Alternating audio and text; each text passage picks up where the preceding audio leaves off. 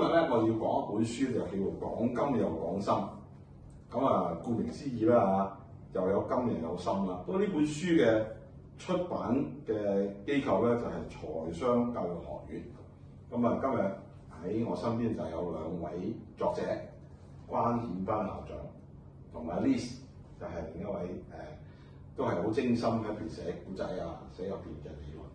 咁不過因為呢本書叫財商教育學院出啦，咁我就想問啦，好多人就會即刻會咁講財商咁同理財有冇唔同啊？都係教我理財啫。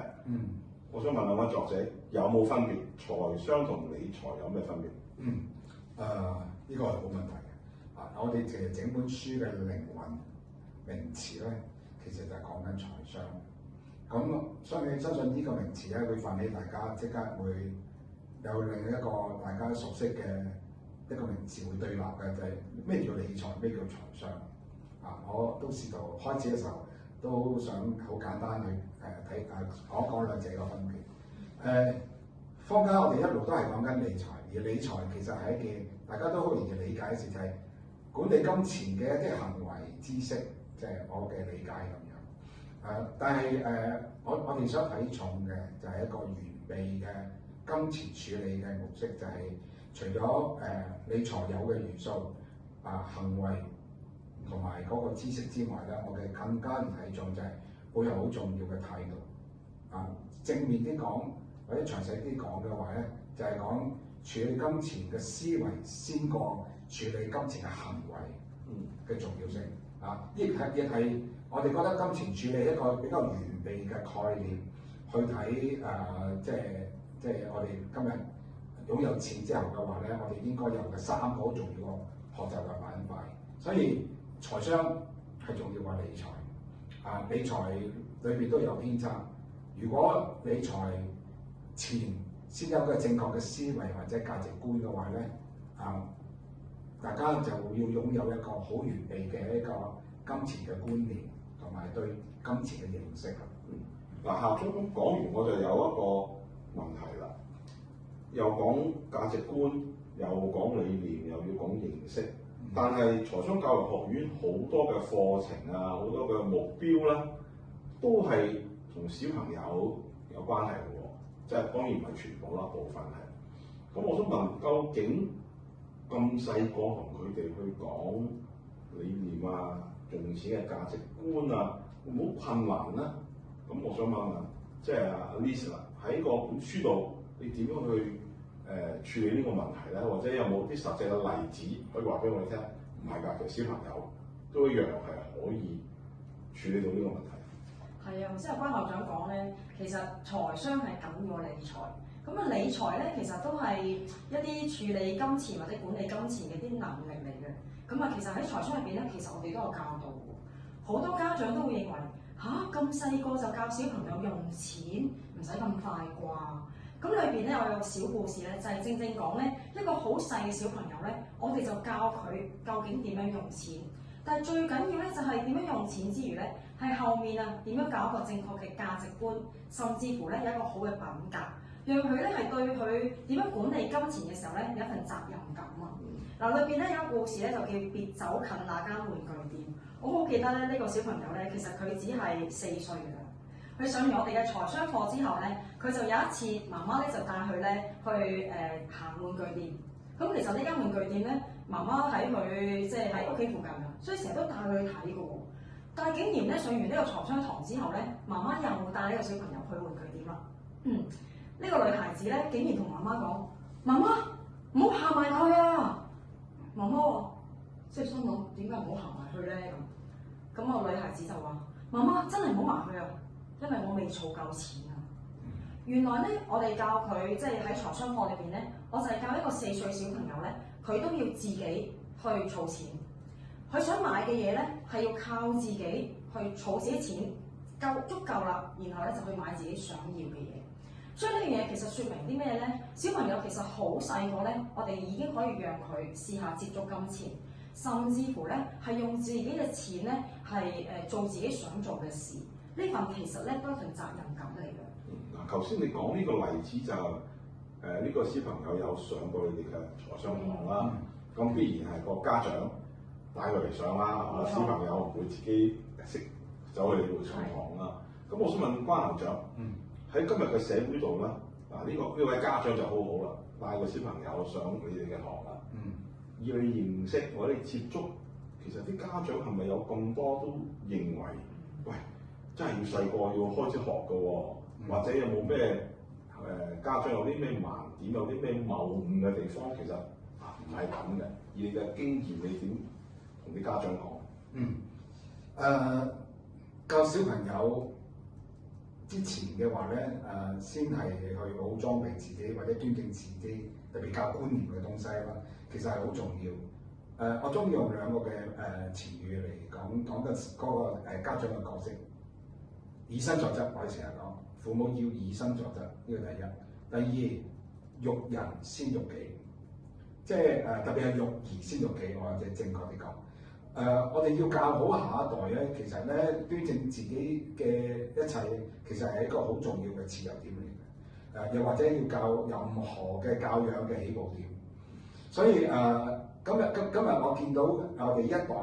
嘅父母啦，其實我睇到有兩個嘅缺乏。第一個就係中國傳統嘅觀念，一路都係點話籠罩住我哋中國人一代傳一代，我哋一啲所謂叫金錢嘅觀念，我哋都係講緊即係講錢會失感情，咁啊令到佢哋嘅成長過程裏邊自己唔談，佢哋嘅阿爸阿媽都唔談，咁啊令到佢哋都唔識同下一代講，咁所以其實佢哋個本身都冇一套概念，所以佢哋所接收嘅就係冇講錢咯，特別係大家之間嘅關係上邊，所以我哋點解有呢5個字出現就係、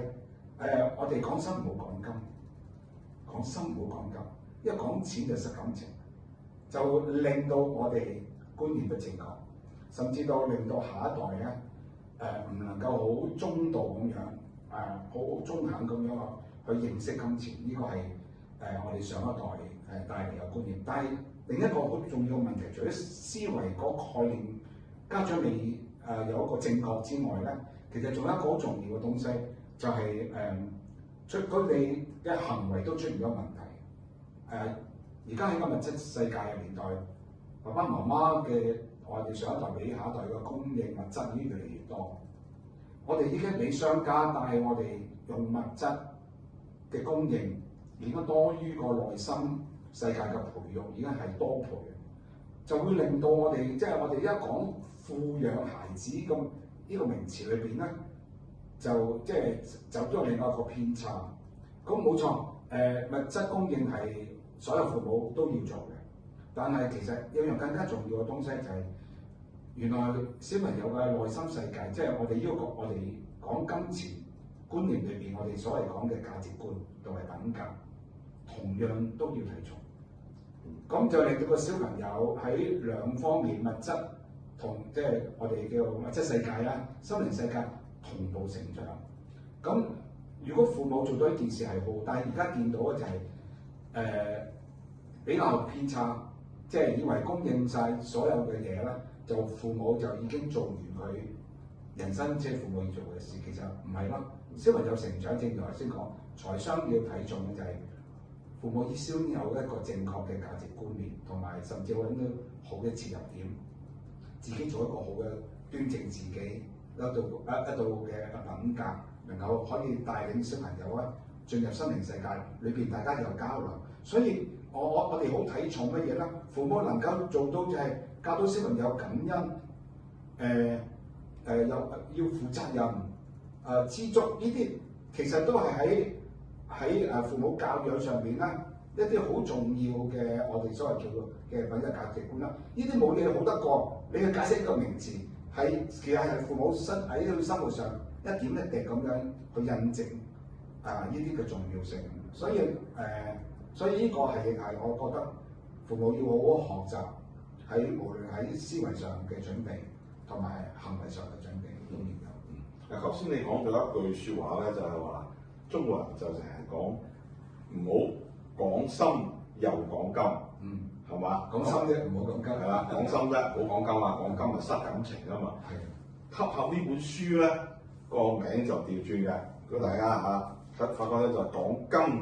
又講心，咁就變咗個心咧就重要啊，就係唔好忽視咗個心，但係講金同樣都係一個不可以或缺嘅嘢。如果係咁睇嚟，你兩位作者期望讀者睇完呢本書有啲咩得着，同埋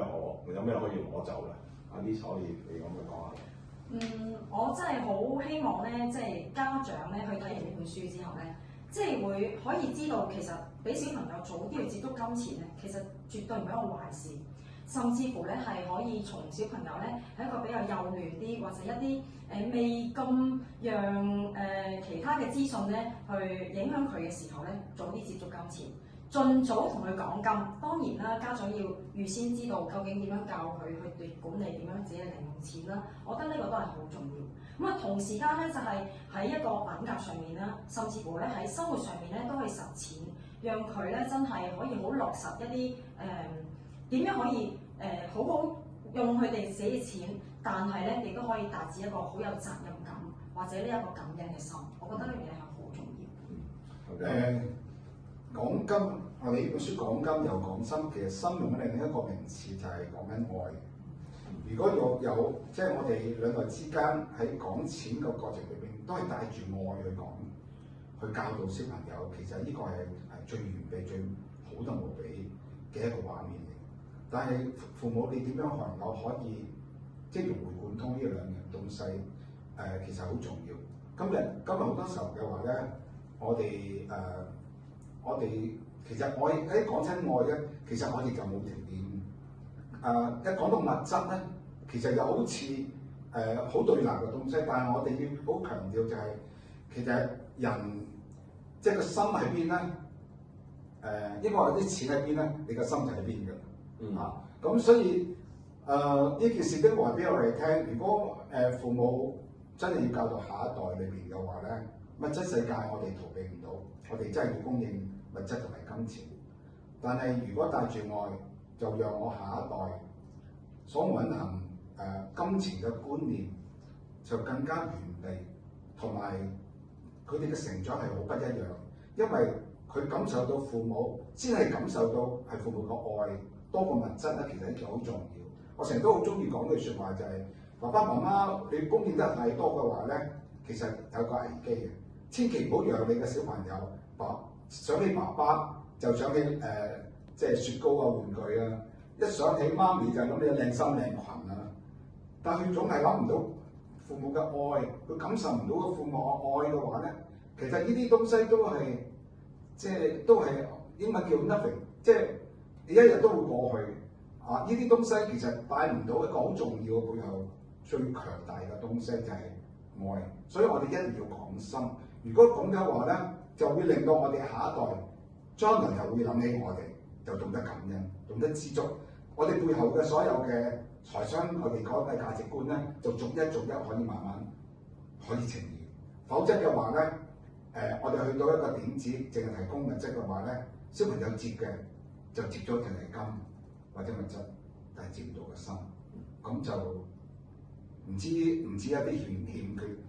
而係我大膽啲講，其實呢個係失敗。